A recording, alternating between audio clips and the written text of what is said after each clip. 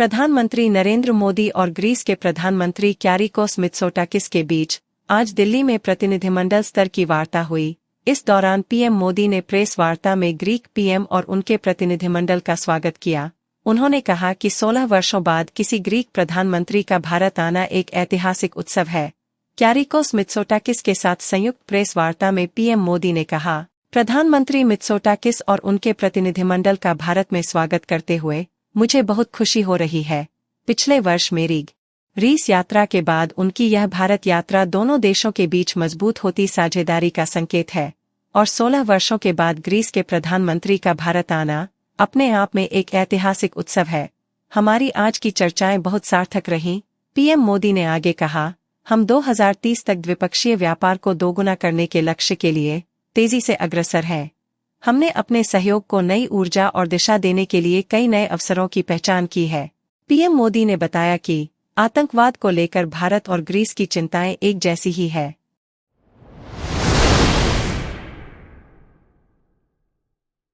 Cryogenic engine Gaganyaan mission के लिए तैयार। चंद्रयान-3 मिशन की सफलता के बाद गगनयान मिशन पर तेजी के साथ काम शुरू हुआ है। गगनयान मिशन भारत का पहला ह्यूमन स्पेस मिशन है। यह मिशन भारत के लिए बेहद खास इसलिए है क्योंकि अगर यह सफल होता है तो अमेरिका, चीन और रूस के बाद भारत ऐसा करने वाला चौथा देश बन जाएगा। इसरो ने इस दिशा में एक और बड़ा कदम बढ़ा दिया है। उसने नई जानकारी देते हुए बताया कि CE-20 क्रायोजेनिक इंजन अब गगनयान मिशन के लिए एकदम तैयार है। कई कठिन परीक्षणों के बाद CE-20 क्रायोजेनिक इंजन को सेफ्टी का सर्टिफिकेट मिल गया है। इसरो ने सोशल मीडिया प्लेटफॉर्म एक्स पर बताया, CE-20 क्रायोजेनिक इंजन अब गगनयान मिशन के लिए एकदम तैयार है। कठोर परीक्षण से इंजन की क्षमता का पता चलता है। पहली मानव रहित उड़ान LVM-3G1 के लिए तैयार किए गए CE-20 क्रायोजेनिक इंजन को कई परीक्षणों से होकर गुजरना पड़ा, जिसके बाद उसे सर्टिफिकेट मिल गया है। CE-20 इंजन का ग्राउंड टेस्ट का अंतिम दौर 13 फरवरी को पूरा हुआ था। इसके तहत इस क्रायोजेनिक इंजन की मानव रेटिंग प्रक्रिया को सफल माना गया है।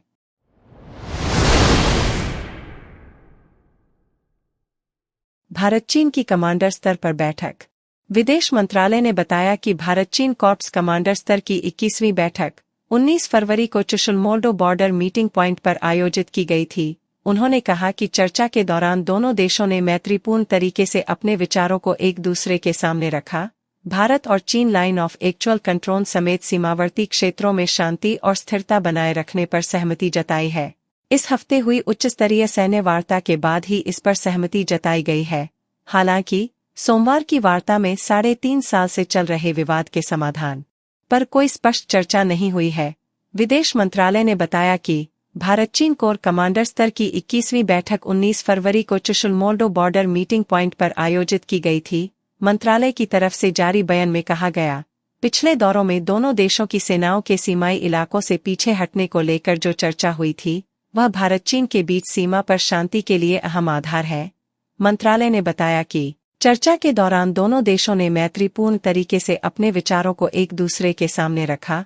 दोनों ही पक्षों ने अंतरिम रूप से सीमावर्ती क्षेत्रों में शांति और स्थिरता बनाए रखने के लिए प्रतिबद्धता जताई है।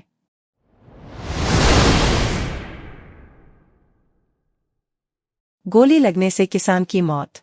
केंद्र सरकार के प्रस्ताव को मानने से इनकार के बाद किसान आज दिल्ली कूच पर अडिग है। इसके लिए शंभू बॉर्डर पर हाइड्रोलिक क्रेन, JCB व बुलेट प्रूफ पोकलेन जैसी भारी मशीनरी लाई गई है। वहीं खनौरी बॉर्डर पर गोली लगने से 2 किसानों की मौत की सूचना है। किसान नेता काका सिंह कोटा ने बताया कि संगरूर के खनौरी बॉर्डर पर 23 साल के शुभकरण सिंह पुत्र चरणजीत सिंह, गांव वलो जिला बठिंडा की मौत हो गई है। मृतक के शव को पटियाला के राजेंद्रा अस्पताल में रखा गया है। वहीं पंजाब कांग्रेस के अध्यक्ष अमरिंदर सिंह राजा वड़िंग ने भी इस बारे में ट्वीट किया है।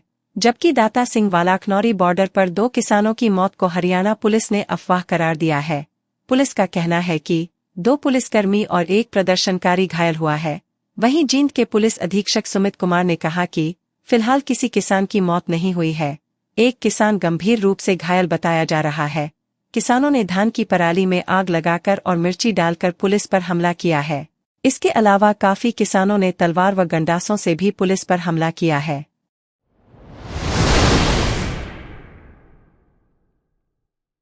अखिलेश और प्रियंका की बातचीत से गठबंधन का रास्ता साफ। यूपी में इंडिया गठबंधन के घटक दल सपा कांग्रेस के बीच गठबंधन तय हो चुका है। कांग्रेस 17 सीटों पर चुनाव लड़ने के लिए तैयार है। बताया जा रहा है कि गठबंधन में अहम भूमिका प्रियंका गांधी और अखिलेश यादव की रही। दोनों नेताओं के बीच फोन पर विस्तार से चर्चा हुई, जिसके बाद गठबंधन को अंतिम रूप देने पर फैसला हुआ। दोनों दलों के बीच हुए निर्णय के मुताबिक कांग्रेस 17 सीटों पर लड़ेगी, बाकी सीटों पर सपा अपने प्रत्याशी उतारेगी। हाथरस सीट से सपा और सीतापुर सीट से कांग्रेस का उम्मीदवार लड़ेगा। अमेठी और रायबरेली सीट पर कांग्रेस ही चुनाव लड़ेगी। दोनों दलों की संयुक्त प्रेस कॉन्फ्रेंस होगी, जिसमें कांग्रेस से अविनाश पांडे व अजय राय और सपा से राजेंद्र चौधरी और नरेश उत्तम पटेल मौजूद रहेंगे। दोनों दलों के बीच सीटों को लेकर बना गतिरोध कल रात तक जारी रहा, जिसके कारण सपा अध्यक्ष अखिलेश यादव घोषणा करने के बावजूद रायबरेली में राहुल गांधी की भारत जोड़ो न्याय यात्रा में शामिल नहीं हुए। न्याय यात्रा मंगलवार को अमेठी, रायबरेली से होते हुए लखनऊ आई और बुधवार सुबह उन्नाव के लिए रवाना हो गई।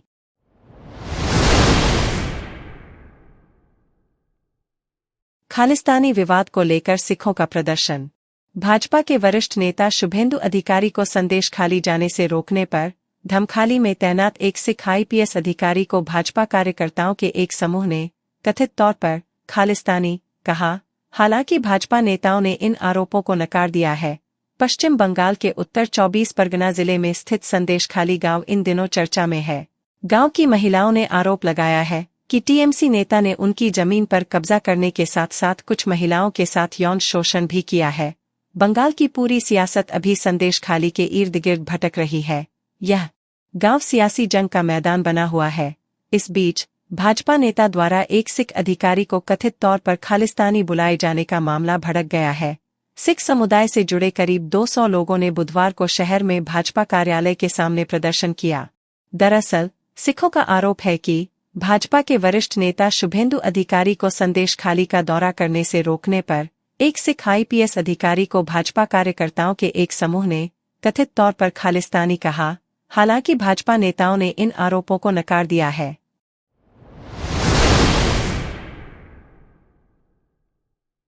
आंदोलन से महंगाई में हुई बढ़त।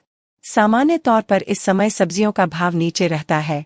किसानों के खेतों में भारी मात्रा में हरी सब्जियां पैदा होती हैं और वे सीधे या बिचौलियों के माध्यम से इसे आजादपुर, गाजीपुर, केशोपुर सब्जी मंडी तक पहुंचाते हैं। इससे सब्जियों के भाव अपेक्षाकृत कम बने रहते हैं। अभी तक आलू के दाम 10 रुपये प्रति किलो तक चल रहे थे, लेकिन किसानों के दिल्ली आने और बॉर्डर सील होने की खबरों के बीच आलू के दामों में अचानक बढ़ोतरी हो गई है। आलू के दाम अचानक 15 से 20 रुपये किलो तक बढ़ गए हैं। यानी सबसे प्रमुख सब्जी आलू के दामों में ही खुदरा मार्केट में 1.5 से 2 गुने तक की वृद्धि हो गई है। टमाटर अब 20 की बजाय 30 रुपये किलो, मटर 20 की बजाय 40 रुपये किलो और शिमला मिर्च 80 से 100 रुपये किलो तक हो गया है।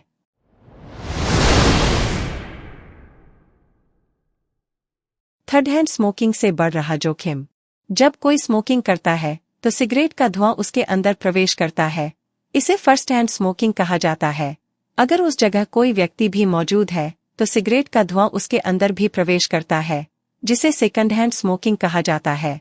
लेकिन सिगरेट से निकलने वाला धुआं और अन्य हानिकारक केमिकल्स आसपास की जगहों एवं चीजों पर चिपक जाते हैं।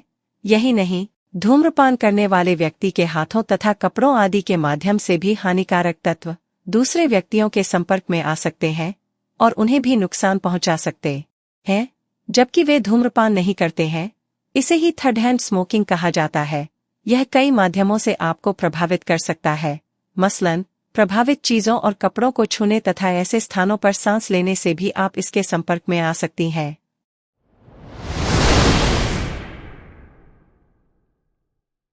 बसपा नेता की अवैध प्लाटिंग पर चला एमडीए का बुलडोजर।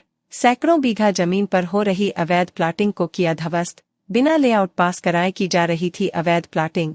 बसपा नेता के द्वारा अपार्टमेंट बनाने की थी तैयारी। एमडीए ने पहले दी थी भूमाफियाओं को हिदायत।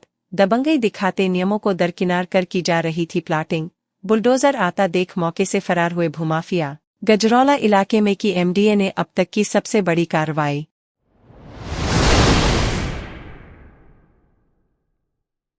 अमरोहा में बढ़ रहा भाजपा का कुनबा। हजारों मुस्लिम समाज के लोगों ने ज्वाइन की भाजपा। पूर्व विधायक कमल सिंह मलिक ने दिलाई भाजपा की सदस्यता। 2024 लोकसभा चुनाव को लेकर पार्टी का कुनबा बढ़ाने में लगे भाजपाई। ज्वाइन पर बोले मुस्लिम समाज के लोग हर वर्ग को साथ लेकर चल रही भाजपा। विधानसभा मिलन समारोह के अंतर्गत भाजपाई करा रहे हैं लोगों की ज्वाइनिंग। अमरोहा के जोया स्थित सन पैलेस में आयोजित हुआ कार्यक्रम।